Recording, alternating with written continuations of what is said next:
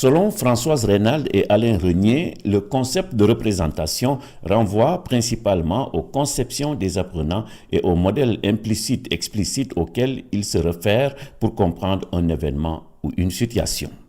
Beaucoup de pédagogues exhortent les enseignants à prendre en compte les représentations ou conceptions des apprenants dans leur pratique de classe, ce qui laisse penser que l'enseignant ne doit jamais faire table rase de ce que l'élève peut penser de ce qu'il veut lui enseigner.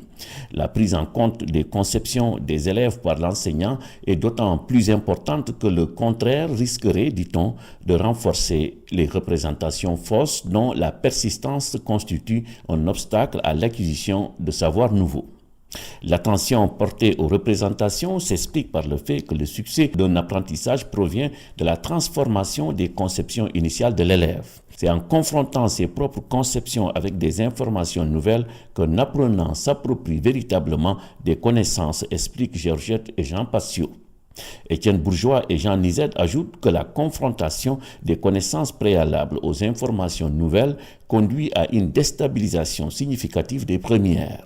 Cette rupture d'équilibre, explique-t-il, va engager le sujet dans la recherche d'un équilibre nouveau qui pourra conduire à un moment donné à la transformation de la structure de connaissances mobilisées. Conséquence pédagogique, l'enseignant doit toujours évaluer la représentation initiale de l'élève. La résolution de problèmes, le travail en groupe où les avis pourraient être différents sont quelques exemples qu'il peut utiliser. Le discours ou les démonstrations magistrales ne favorisent pas la transformation des représentations des élèves.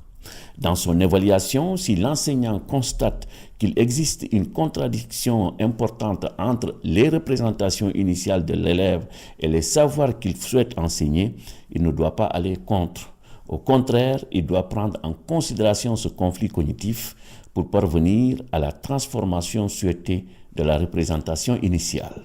Permettez-moi, Babacar, avant de terminer, de souhaiter une bonne et heureuse année aux enseignants, aux élèves, bref, à toute la communauté éducative. Paix, santé et surtout une année scolaire paisible.